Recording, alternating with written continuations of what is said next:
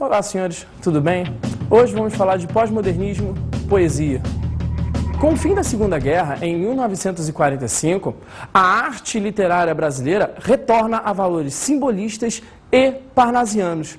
Numa nova busca acadêmica, autores consagrados passam a economizar nas artes e, principalmente, a buscar uma nova formalidade da escrita. Você vê, agora eu estou falando da questão da formalidade. Durante muito tempo, a poesia moderna falou da busca popular, da concepção popular e de um foco ligado ao povo. A partir de agora, nós iremos retornar a valores um pouco clássicos, buscando uma nova vertente dessa arte, em certos pontos até econômica demais, e que vem a traduzir todo esse ideal mundial de uma arte ágil e que seja, de certo ponto, valorizadora da imagem humana. A revolução a partir da década de 50. Com os novos ideais aflorando sobre essa questão da busca de uma nova arte, a gente vai ver que em todo o mundo o verso entra em decadência. A imagem do poema organizado e dito em versos e principalmente em estrofes começa a entrar em declínio. Há uma nova busca por uma arte que seja contemporânea e que mostre ainda mais o processo de agilidade. Todo aquele ideal que foi promovido no futurismo no início do século, agora é revisitado, buscando as outras formas de se ver as vanguardas do mundo. Em 1952, os irmãos Campos e Décio Pignatari já se organizavam para criar uma nova fundamentação estética para a poesia. Essa fundamentação, que depois vai ser chamada de concretismo, vai ser um movimento literário, uma nova vanguarda literária que vai se dar em todo o mundo. É a partir dessa época que a gente vai ter a primeira vanguarda onde brasileiros ativamente participaram de sua criação. É a partir daí, 1956, que nós iremos conhecer a chamada poesia concreta. O que é a poesia concreta? A poesia concreta é a poesia onde a palavra torna-se objeto do texto. A palavra ganha o contexto único e direcionado, aonde não existe mais verso, não existe mais estrofe e a palavra é a única essência daquela mensagem. Com isso, a poesia concreta revoluciona a arte literária em ascensão a partir da Segunda Guerra Mundial. Como a gente já pode falar de uma economia ligada ao capitalismo, a arte concreta e a poesia concreta vai se basear numa antipropaganda e numa tentativa de dinamizar essa mensagem que o poema quer nos trazer.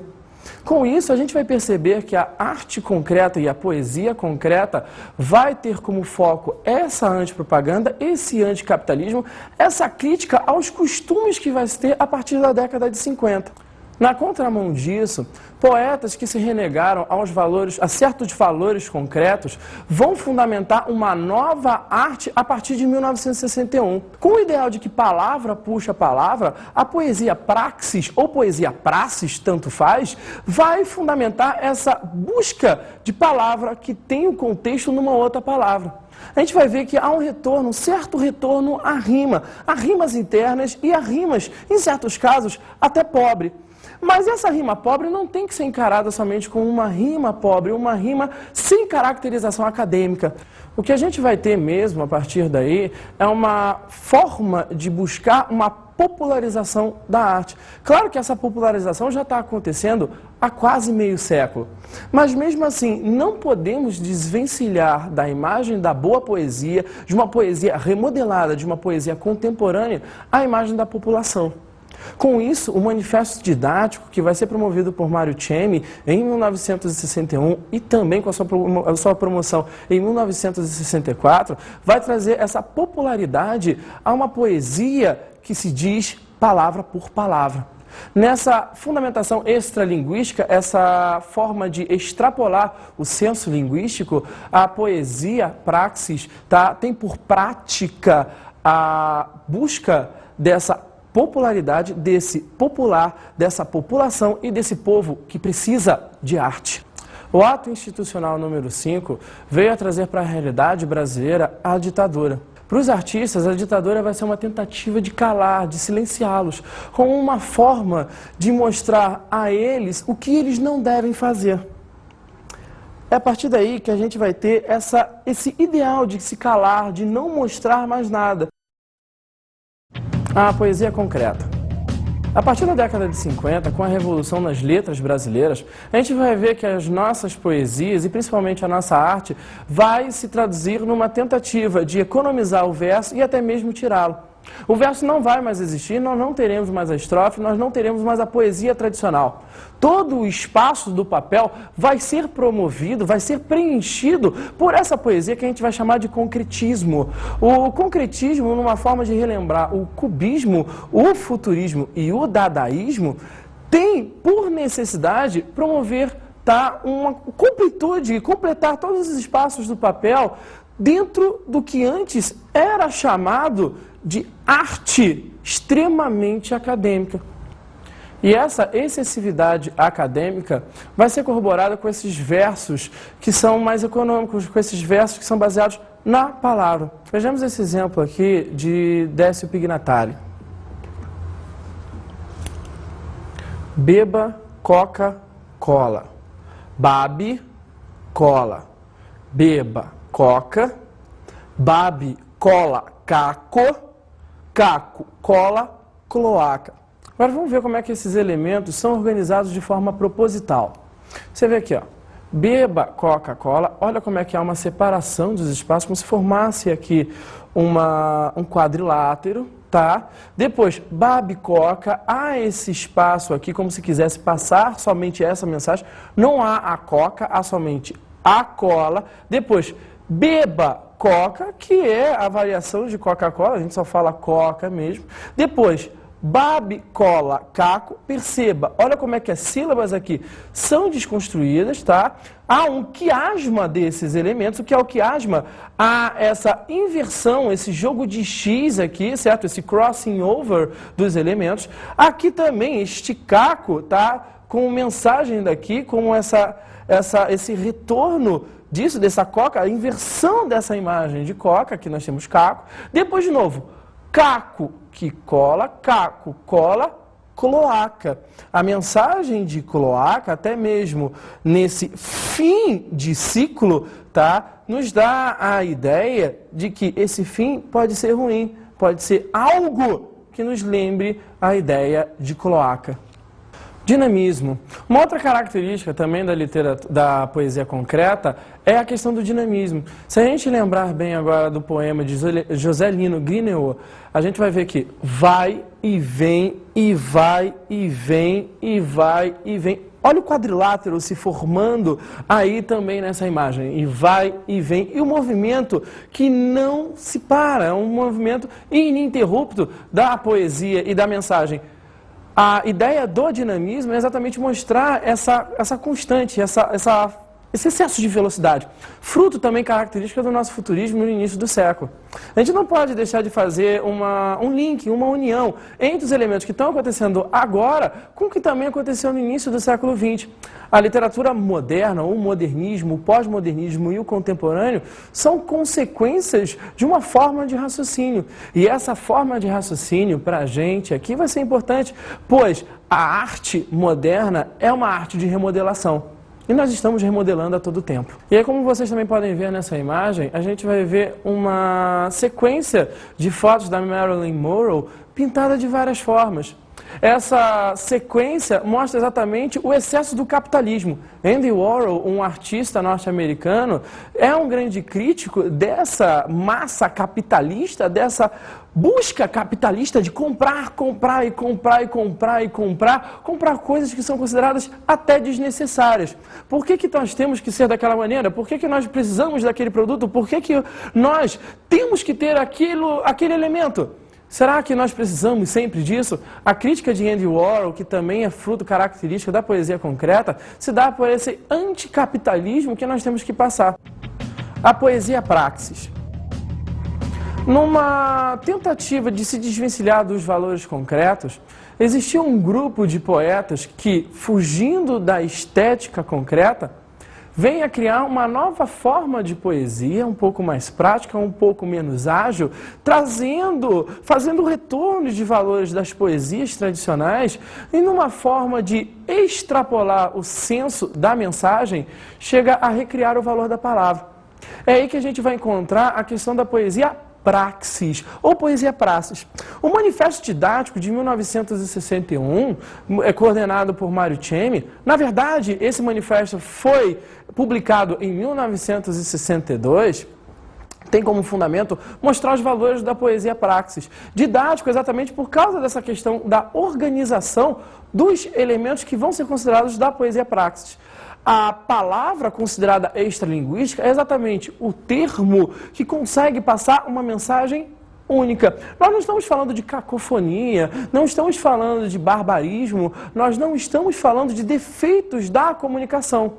Estamos falando de sílabas ou termos, ou pequenas concepções, até mesmo a letra, que consegue construir uma nova palavra. Vamos ver essa reconstrução da necessidade concreta nessa poesia que a gente vai chamar de praxis. Olha esse exemplo.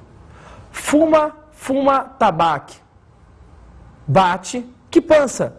Dança, curtido corpo. De charque, charco. Em corrupto beiço tensão. Charuto e seu sangue, soca seu peito, soca, e eis que ao lado o outro, caboclo bate, disputa. Um ataque à bronca, ou em bloco, de ronco e lata. E na mão do primeiro, o punhal se empunha, se ergue, chispando em X, pando, desce, se crava, cavo, na caixa de som, colchão, murcho, coração. Vamos à análise desse poema aqui. Não podemos deixar de ver como esses elementos se organizam ainda em valores concretos. Como a gente pode perceber, há esse espaço aqui. O poema é todo delimitado nesta margem, mas existem espaços que são postos de propósito. Se a gente perceber esse espaço aqui, é como se fosse um parágrafo. Olha o texto narrativo, olha o texto dissertativo, o texto narrativo, o texto em prosa. Bate, que pança. Dança, olha como é que a palavra pança chama por rima dança. Que pança? Dança, curtido corpo. Se. Olha a extralinguagem. Curtido corpo. De charque, charco. Olha a palavra que puxa a palavra. Charque, charco. Em corrupto, beiço, tensão. Charuto, corrupto, charuto, corrupto. E seu sangue, olha a aliteração. Seu sangue.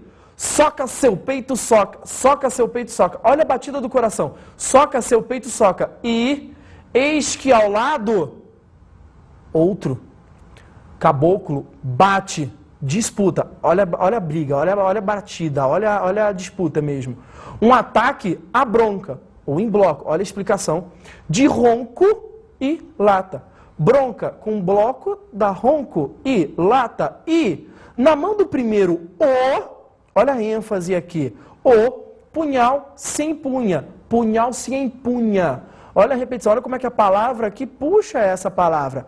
Punhal se empunha, se ergue. Chispando e em X. Olha a extralinguagem de novo. Chispando. Você vê, olha só como é que esse termo aqui, essa letrinha, faz a mesma reprodução fonética daqui, ó, em X. Pando desce. Se crava, cavo, crava, cavo, palavra puxa palavra, na caixa de som. Cavo, se crava de som. Colchão, murcho, coração. João Cabral de Melo Neto. Depois de 1945, certos poetas não conseguem se enquadrar numa linha estética única. João Cabral de Melo Neto é um caso típico deles, num tipo de poesia extremamente novo, extremamente audaz e que consegue aniquilar o eu lírico, cria uma forma poética totalmente nova. É por isso que ele vai ser conhecido como engenheiro da poesia. Por que ele vai ter essa denominação, engenheiro da poesia? É considerado esse poeta individual por causa dessa nova forma de se mostrar poesia. Ele é um poeta cadente e forte. Sua poesia, audaz até demais, nos mostra uma nova concepção de literatura. numa forma de sermos analíticos, objetivos e sintéticos. Uma das melhores denominações que eu já escutei sobre João Cabral de Melo Neto vem de um poeta carioca. Ele próprio falava que João Cabral de Melo Neto se assemelhava a estar sempre apontando a ponta do lápis, sempre delineando essa ponta do lápis para que nunca perdesse a ponta mais certa, mais correta para escrever o seu verso. Essa é uma grande imagem que a gente tem de João Cabral de Melo Neto. João é um cara extremamente minucioso ao escrever as suas poesias. Tudo nela é extremamente proposital. Não vem de um impulso, de um rubor, de uma máquina de escrever. Ele pode ser considerado neoparnasiano, mas não é uma máquina de escrever, é um detalhista do poema. E como João Cabral de Melo Neto é conhecido por essa grande composição de detalhes, a gente não pode deixar de perceber que a sua poesia vai ganhar destaque até mesmo no mundo inteiro.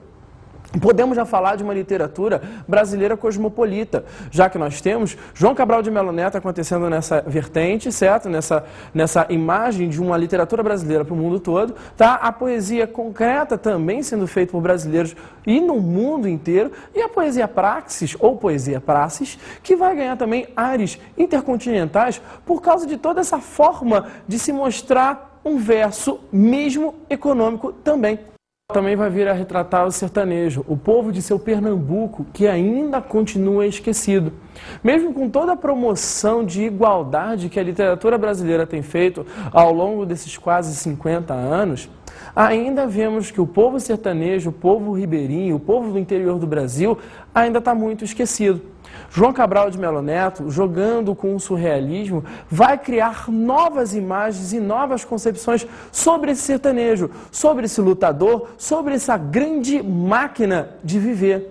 E dentro dessa tensão da grande máquina, a poesia Cão Sem Plumas vai ser a marca estética desse sertanejo remodelado, desse sertanejo que consegue sonhar, que mesmo com todo o horror da sua vida, com todo o problema que lhe é peculiar, ele consegue sobreviver dia após dia como homem de fé, homem de espírito, homem herói. Quando a gente fala sobre a questão da engenharia da palavra, a imagem de João Cabral de Melo Neto é exatamente essa. Ele é um grande engenheiro. Ele foi o primeiro a conseguir, a ter a capacidade de criar um poema que fosse milimetricamente pensado. Por exemplo, o poema Catar Feijão, de própria autoria do João Cabral de Melo Neto, é um poema que levou 10 anos para ser concebido. Esse poema não veio de um rubor único, não veio de um pensamento único, não veio de uma forma de se criar um poema como era no romantismo, prender a respiração e escrever à vontade. O João Cabral de Melo Neto foi minucioso na escolha de suas palavras. Tanto no Catar Feijão se limita com escrever, joga-se os grãos na água de alguidar e as palavras da folha de papel. Esses 3 versos do próprio texto Catar Feijão trazem essa minúcia do processo de escrita. É aí que a gente vai ver a questão da metalinguagem a serviço desse poema sem eu lírico. Como é que a gente pode definir isso? O que é a metalinguagem? A metalinguagem é exatamente o processo de código. A gente vai ver que o texto vai falar do processo de criação do texto, certo? Então a gente vai ver que João Cabral de Melo Neto, com esse poema, quis mostrar o processo de escrita. Catar Feijão se limita com escrever. Um outro texto que a gente também vai analisar aqui na nossa aula, o Rio Sem Discurso, é um poema que também vai ter essa caracterização metalinguística. E como ele tem que ser minucioso nesse processo de análise, a gente não pode esquecer, o eu lírico aí não vai existir. Ele é o primeiro poeta no mundo, nós podemos afirmar isso, que não vai usar o eu lírico como forma de criação poética, como voz poética de um texto, de uma poesia em si. A ditadura na tentativa de calar um povo.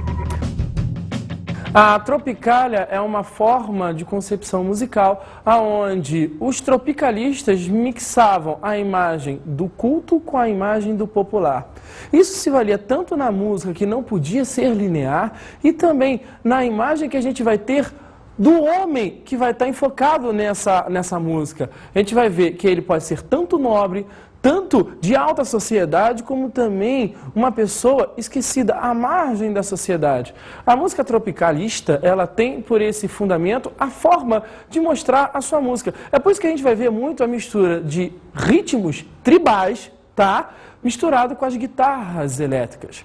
As guitarras elétricas são uma forma de se misturar com toda a atenção que o Woodstock causou ao mundo. A arte de Woodstock, tá? E principalmente a imagem dos hippies, tem como base ser o contrassenso, ser uma nova estética, ser uma nova comunidade diante desse mundo em processo de destruição. A Guerra Fria, a guerra pós-45, a guerra pós-Segunda Guerra Mundial, polarizou o mundo. E a arte tropicalista, linkada com a arte dos hippies, é uma forma de criar uma terceira polarização. Com isso a gente vai ver que o homem tropicalista, tá, ele pode ser tão simples quanto o hippie promovia, quanto a tribalidade que o hippie tinha, tá, somado à sofisticação que o homem da classe alta também vai ter. O tropicalismo tem esse como centro da sua criação. Por isso que ele vai fugir da linearidade da música. A gente vai ver que todo sentido e toda uma mensagem implícita também vai acontecer nas suas concepções de letra.